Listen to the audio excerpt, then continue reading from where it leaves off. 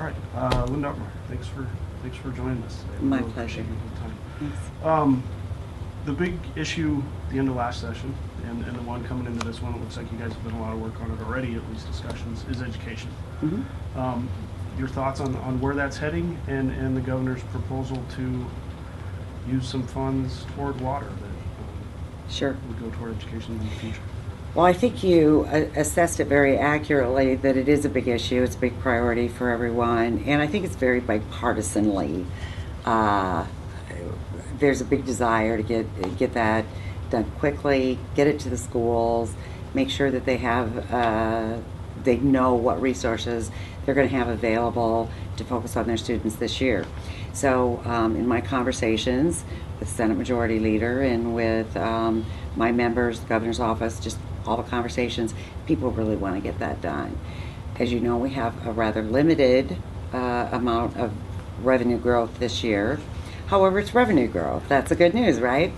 And working within that, because that's a principle that we've held very strongly to, was making sure we're not spending more than the ongoing revenue for these kinds of things, to try and prevent any across-the-board cuts or unpredictability in the future that makes it even harder for schools and administrations. So we'll go directly into that. We, as you know, have a 2% supplemental state aid bill that's sitting in the Senate. They have a 4% bill in the House, and we'll begin having conversations. We're trying to show folks what that is in dollars, because 2% is $81 million, and out of $153, $81 is a significant piece, and especially when you factor in some of our other obligations, probably the largest one being Medicaid. So we're looking at that, and then we're kind of evaluating if we do, less, what does that mean? If we do more, what does that mean? And we're having those conversations. What I hope, and I genuinely don't believe will happen, is that we'll get into a situation like last year. My members don't set this up. I don't set this up like a negotiation. I mean, certainly having conversations, working together, that's what we expect to do. But this isn't a used car, so we're not throwing out bids. We genuinely have a reason that we're offering the number that we believe we can do. Now, we'll talk about it, we'll work with people, but we're not going to start at 0 and they'll start at 4 and then we'll go back to 4. That just doesn't make sense. That's not what this should be treated like.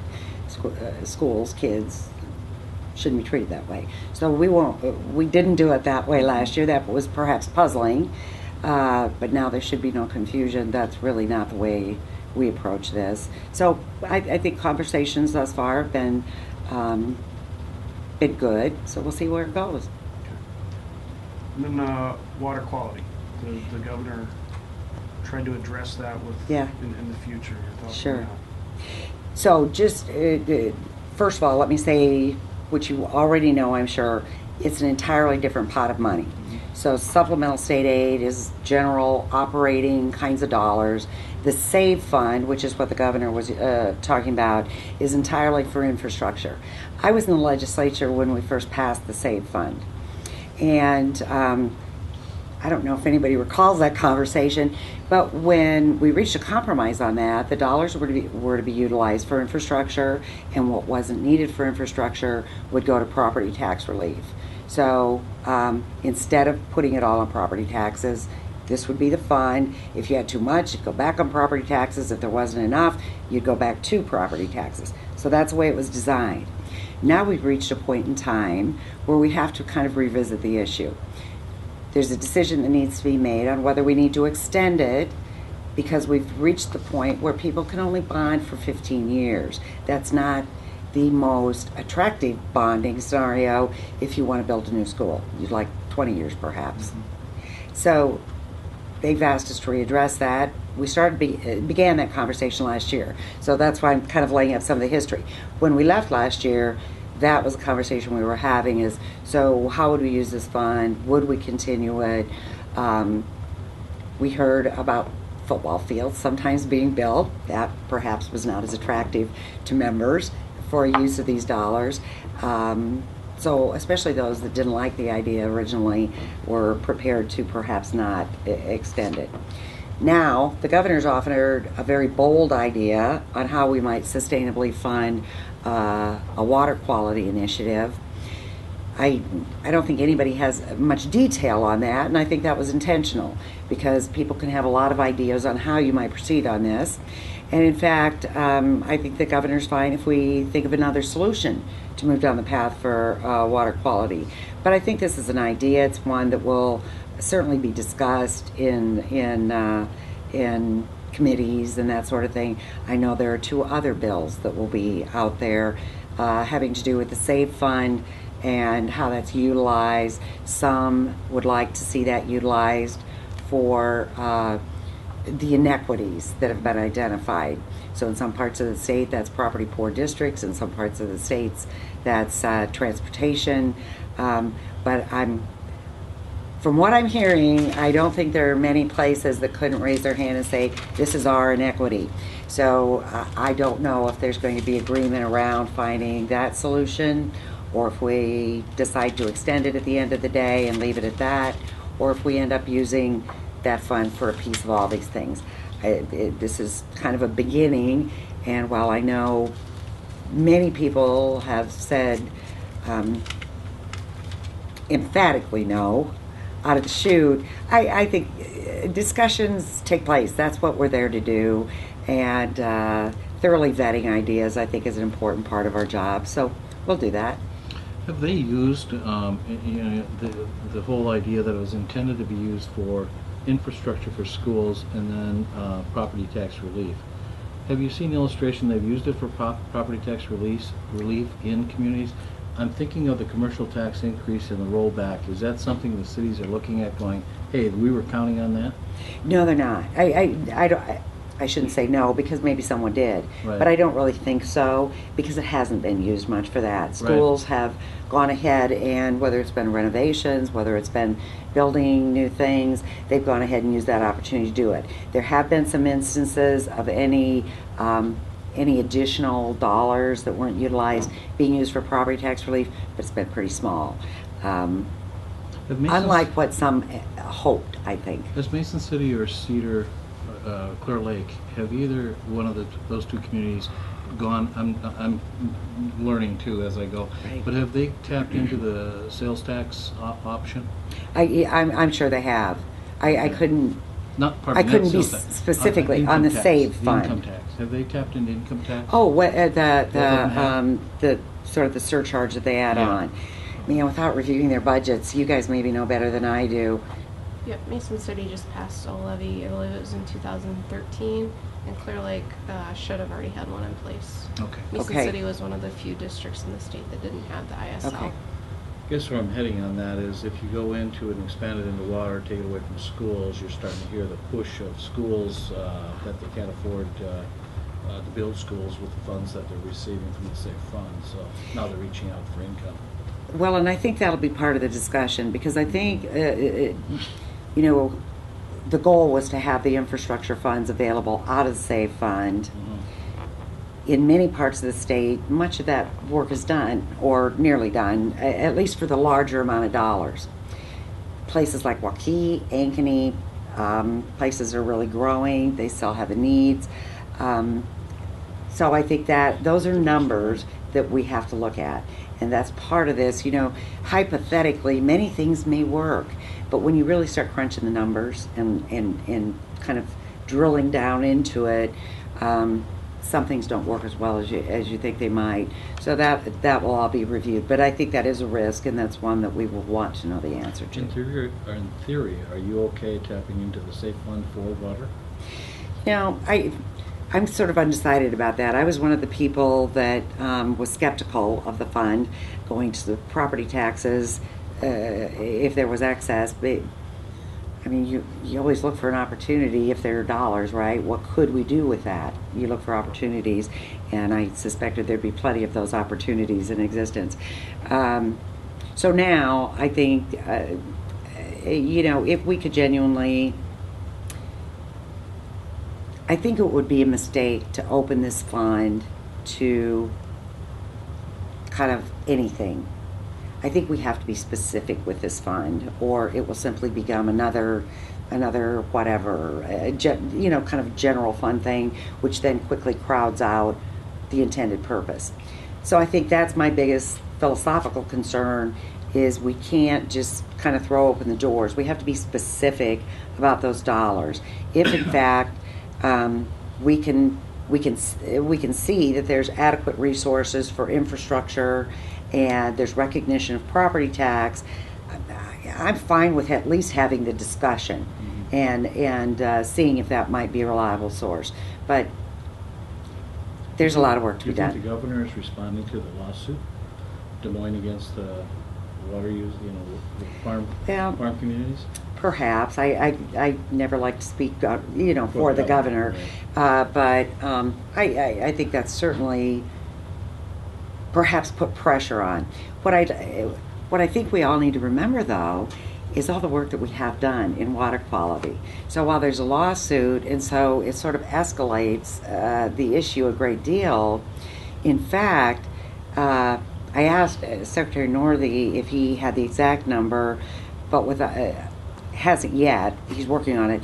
But over $300 million have been invested in water quality through conservation, through a variety of initiatives. Farmers are using cover crops across the state where it makes sense. Lots more interest in conservation, terracing, wetlands, those kinds of things. We have improved in Iowa at a greater rate, a faster rate than states around us when it comes to addressing water quality. So, as an issue, water quality, I want us to keep moving in that direction. We're doing the right things. Let's keep doing them, and let's find resources to do that. Responding to a lawsuit specifically, I don't know. How do you chase that? If we're talking about nitrates in a specific place, and the cost to do that work is $1 million, we've got a lawsuit that's really kind of going in a much broader way. I don't know that you can chase that very well. So I think we need to stay focused on what we need to do in Iowa and what's right for this state. And I think that's when we're successful. You mentioned the budget earlier. Yeah. We've had a couple legislators say they would not tap into the rainy day fund. Others say maybe we should do it. Well, the rainy day fund isn't a rainy day fund, I will just argue. It is an economic emergency fund, okay? And if we have an emergency, that's a flood. That's when, Cedar Rapids and everybody along the river got flooded. That's an emergency.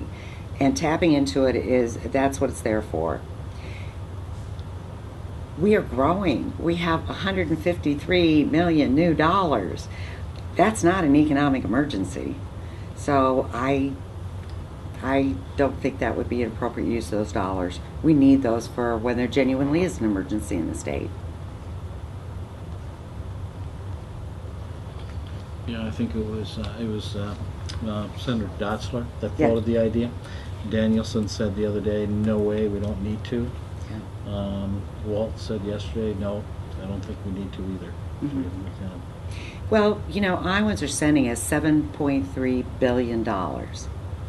It seems like we could get our work done within $7.3 billion. And one of the things I've asked Representative Reiser to do is to, he's the vice chair of the Appropriations Committee. So to put that in context, work with the vice chairs of all the budget committees, pour through these budgets, take a look, see if, because we're talking about funding priorities, right? That's what we want to do first and foremost.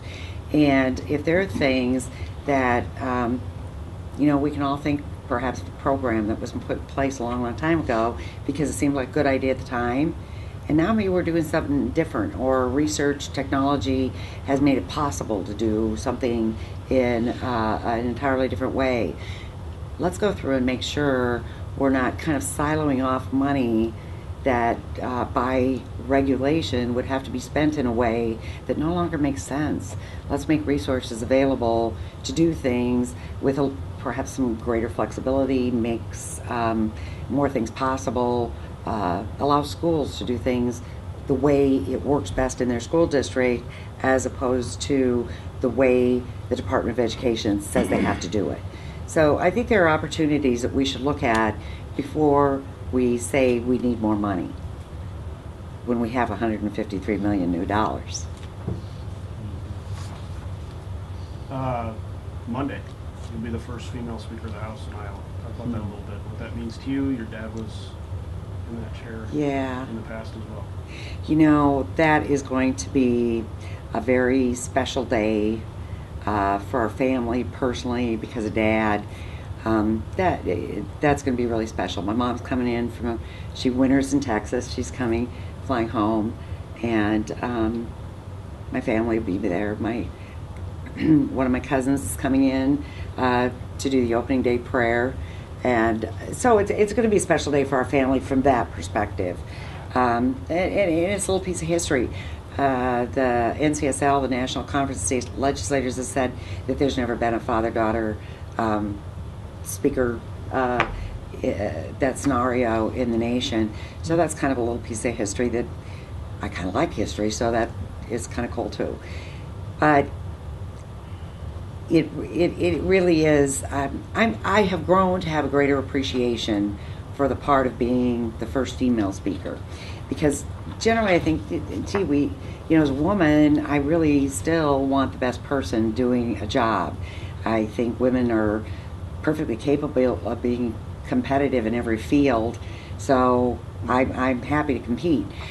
But on the other hand, I've gotten letters from folks that, maybe they'll write a little note, my 6-year-old daughter saw you on television, and she thinks it's really exciting that there's a woman doing this job. And it got me thinking, I got to watch my dad do this job, so I know what this looks like, and so I had the ability to visualize somebody doing that job, and it could be me. But if you never have somebody in that position that can be sort of that role model to show that a woman can do it, somebody that isn't what you typically think of, somebody else can do that, maybe people don't think of it. And so if more people think of their opportunities because of this, I'm thrilled. I think it's great. What will we notice as far as maybe signature points for your leadership style? As we sit here and watch you take that role, what do you think are going to be areas for us to watch as far as leadership? How will you lead? I'm a nurse. I do. So with a background in nursing, and you think about what nurses do, I approach things a lot more with a team in mind. I think about what roles people have expertise in. So when somebody comes to me and, can we do this? I have this idea. I usually say, well, these are the people in my caucus that I consider my experts on that issue. Talk to them, see what you guys can do. So I try and make sure that the right people are put together. I love kind of networking people together so that you can do exciting things. Not that others don't, but those are some of the ways I enjoy leading, making those things possible. And what I told the press early on, that they would notice I use way more words than Speaker Paulson did.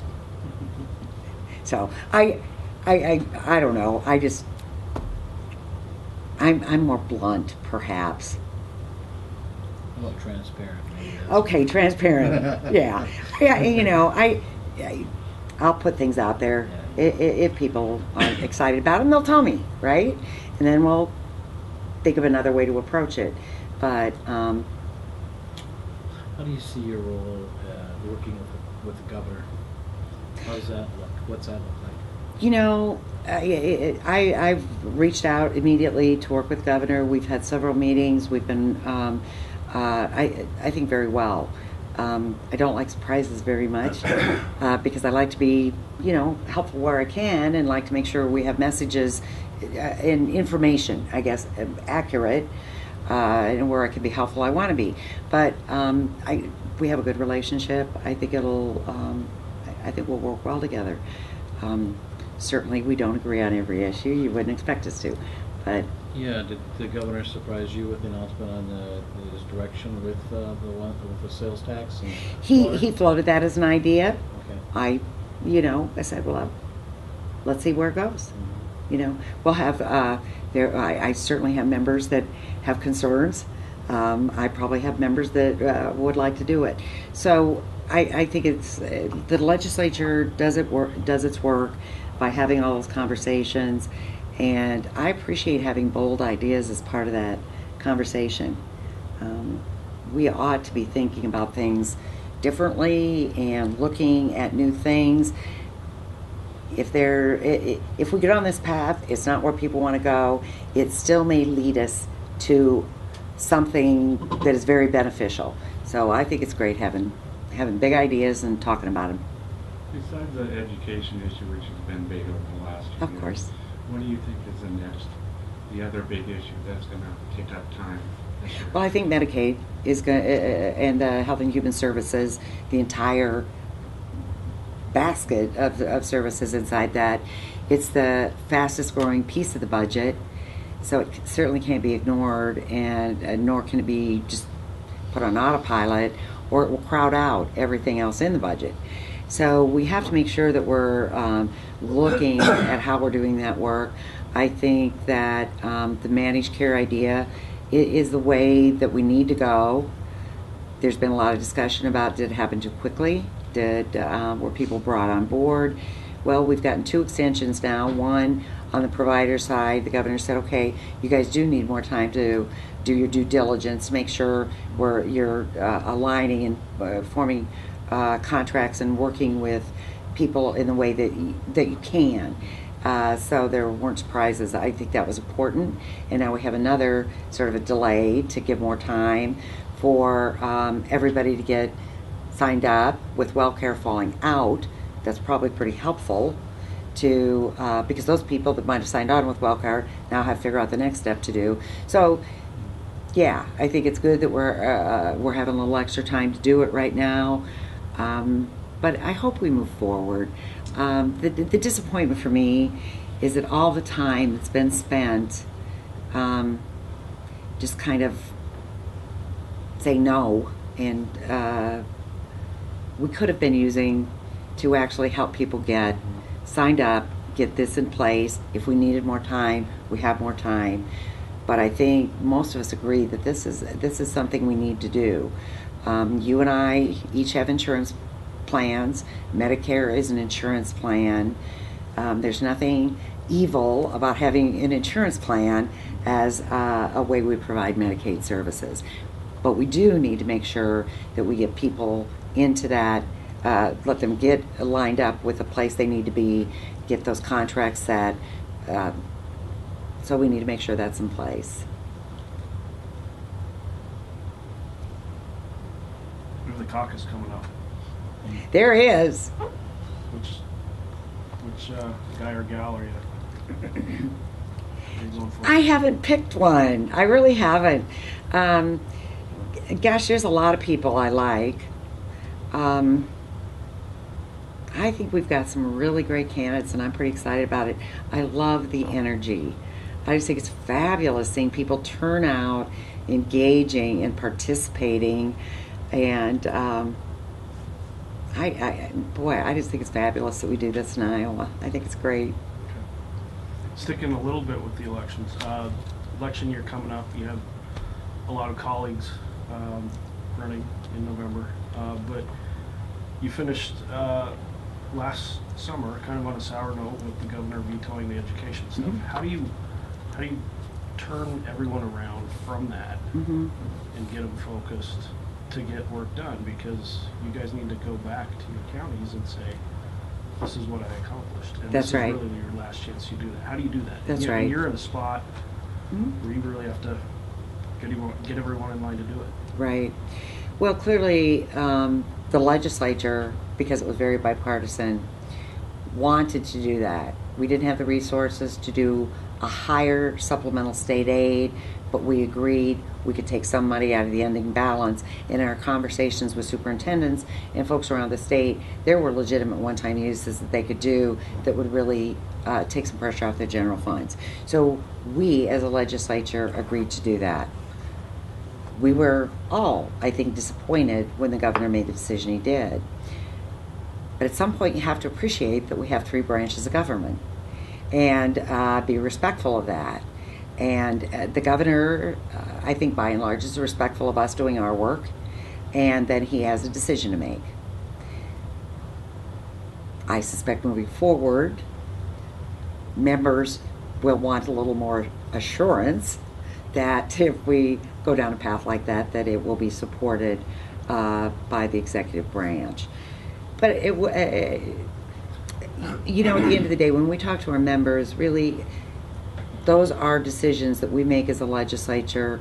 The whole time we're making that decision, remember, we're coming home. We come home every weekend.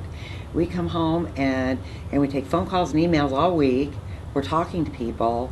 They know where we are. They know what we've worked on, and what we haven't worked on, and why we have or have not. So the wonderful thing about serving in the legislature is your direct engagement with the people you're serving. And I think that's anybody that doesn't take the time to do that or doesn't believe they have to, I think that's a bad decision on their part. But most of the legislators I know do that. So I think they can go home and defend what they've done, even if the governor hasn't supported them at the end of the day. That still the work that they did, and especially when it's done in such a bipartisan fashion, I think people believe that that's what the legislature wanted to do. The governor's opinion would probably be that this shouldn't have been a surprise, that he was clear going in what you can spend, what you can't spend. Is there something you need to do going forward now to prevent that from happening again? Again, I can't speak for the governor, and I know the governor believes that. It was a surprise to me. So, is there something you can do to work more closely with the administration to try and prevent that? I think we do. We have conversations with the administration throughout the session, and but we have differences of opinions, but people have differences of opinion, and that is not the same thing as no. You know what I mean? So certainly we're going to perhaps do things differently, but at the end of the day, if it's a no, then that's the word that needs to be used, and otherwise we'll continue to work with governor as closely as we possibly can. Maybe another way of saying that is, did the governor give you any reasons why he vetoed? Because I think there's a lag between when your session is over and when he may sign or sign off or not sign. And I've seen in Branstad's case a time where he might receive quarterly results as far as taxation, what it looks like. It may not look as healthy or as rosy as you saw when you were in session. We'll kind of address that. What did he give you any reasoning behind it? In the veto message, he talked about the fact that we shouldn't use one-time money for ongoing expenditures. Right. We couldn't agree more. I think it was a difference of opinion on whether or not those were genuinely one-time expenditures. Okay. So, and reasonable people can agree or disagree on that topic. Generally, it's the Senate and us that disagree on that, and we have to kind of we work on that. We talk about why it is or why it isn't, and perhaps those follow-up conversations were convincing to him why we believed it was a one-time expenditure. I can't say exactly what was going through his mind. I can tell you this: we're all very conscious of the amount in that ending balance, because that ending balance is what provides that little bit of cushion if we're wrong. We base our budgets on the December REC. If that December REC is wrong and our revenues don't come in as strong, in the last 2 years we've passed budgets that were higher than what revenues actually came in. We based our budgets on the report, so we did it accurately, but they didn't come in where the report was. So, based on that, we all watch that pretty close, so that we're not dipping into that in an amount that would cause us to come back and have to do across-the-board cuts, because I think that really, really is detrimental to things like education when you have to come back and cut 2, 3, 10% across the board. That's really a very hard thing to do in January, in the midpoint of a fiscal year. It's hard. So So you think this session will be, you know, a 2.5% increase for schools, K-12, it's an election year, you know, get the budget balanced, reduce taxes if you can, but, you know, basically balance the budget. You're out of there. Well, I can't predict the number, so I don't want you to think that I know. 2% is there. So Right. and That's we'll do allowable everything growth. in supplemental state aid. Right. Yes. So that is already in the Senate. We are preparing our budget to accommodate that. Even for some that think that revenue isn't as high as we thought, it probably should be lower. Right. We're still going to do our very best to accommodate that. But yeah, I think that a lot of the focus will be on the budget. I think that there will be a lot of conversation about the SAVE fund Right. because of the proposal out there. Right. That'll drive a lot. We'll have conversations about if there are things we need to do in Medicaid. We have oversight because the Democrats in the Senate are talking a lot about oversight. I guess I can be convinced that we need something different, but it's our job every day to provide oversight. So I think we do that, and we have an oversight committee. But if there are additional things, we'll have that discussion. But I think you're right. I think this isn't a year where people feel like there's a lot to be done. We have some really important things we need to do, and there will always be things that people have an interest in doing, and we'll do them. But it is my goal to get this done in a timely fashion. We're supposed to be there 100 days this year. No, that's supposed to be, that's when our per diem, our pay stops. That's supposed to be the incentive to go home. But nonetheless, Iowans expect us to get our work done in a timely fashion. And I really just think we can and should. So I'm going to work real hard to. Do you have any opinion Make it. on, we talk about workforce development Sure. a lot, and economic development, Yeah. and having qualified workers in our Uh-huh. state. And I can't, the situation with tech works and all that, and I'm giving you up speed here on that same matter, different setting, but the same matter. Do you see that, I'm going to immigration, I was talking to Dotzler about that, and he thinks that we've got the checkpoints in place in the state of Iowa to watch for that, but the governor kind of time out on immigration, but this state isn't growing, and yet we have a need for workforce development, for qualified workforce. Do you think that's going to be a topic of discussion, at least the start of a topic of discussion? To be perfectly honest, given all the presidential hoopla, Yeah. it will surprise me if the state gets very serious before Until the elections, when we're seeing all that churning at that level right now. If there was silence in that arena, then maybe more likely. But that's the honest answer. I think the thing is we don't have enough people to fill the jobs that could be possible in this state. So we have to address that issue some way. The governor started with home base, and I think there actually are some opportunities there that I've talked with some other states and some folks even in this state that there are some really interesting ways where we might attract more and more people leaving the military to come to Iowa to work.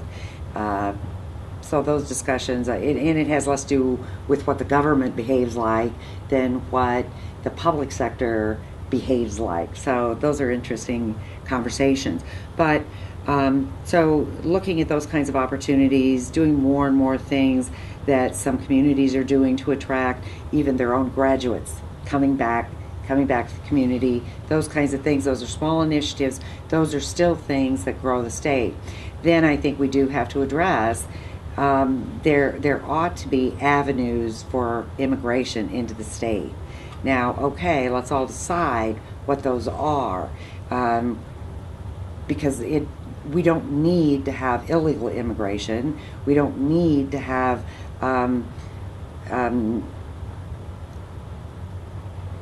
people coming that perhaps some believe are not safe, because I think that's where the governor was going. But there's opportunities for legal immigration where we can, okay, let me just remember what Newt Gingrich used to say: every single graduate should have a green card stapled to their diploma. When, we should encourage more and more of those folks. We should find ways to keep them in our state. So we need to focus on a path to do some of those things. Yeah. How can we do it? Any major change? Jumping around. Pardon me. TIF. Any Deb Durham or anybody talking about changes in TIF and the structure? I don't know if that'll come up this year or not. We kind of took a stab at that a couple of years ago because there were some communities that were getting themselves a little upside down because they got a little excited about that opportunity, and that's not helpful, I don't think. I think it's used pretty well up here, but so trying to get our arms around that a little bit, dipping out into perpetuity and some of those things weren't very successful. I think at some point there's going to be an interest in kind of going back to that again and trying to just certainly not do anything that I think would affect probably most of the state very much, but affecting perhaps some smaller portion that gets a little outside the bounds. So that may come up, but Educate me. that may not. New guy. What are your constituents telling you? What are you hearing from either business or residents? Your constituents. Mhm. What are their hot buttons? What are their concerns for with the state? Where do they want you to focus your time and energy? Well, truthfully, after the veto, we heard a lot about education. Okay. I heard a lot about that. K-12. K-12 education funding, and it was directly related to the veto. Then we've had a lot of discussions about the Medicaid Wondered about that. issue, so we've talked a lot about that. And beyond that, it's mostly about federal issues and the presidential stuff. So the issues that really You don't have to worry about that. come How do you into feel? kind of they come to the rise to the top because they get talked about a lot in presidential campaigns, and so then you start hearing a lot about them. But yeah, there's not much we could do. Although anytime they are interested, any president, in moving a little, getting excited about federalism, I'm in, because I think honestly many of these things we can address far better at the state level. But until they do, I guess we'll just have to push. Speculation comment question for you. Governor's finished his target, being the longest serving Yeah. governor. You see any change in the way he operates now that he's accomplished that? Do you see him staying on, fulfilling his term? I do. Personally, I do. And I have no special knowledge of that, so I don't want you to leave you with that impression. But the governor genuinely enjoys what he's doing. I don't know if any of you were at his event where he celebrated his tenure, but that was a pretty fun event for the governor. He clearly loves what he's doing, and he's pretty good at it, in many ways. So I don't think, as long as he's remains a healthy guy, and that would be the only thing that I think would change that. But I think he wants to finish the work he started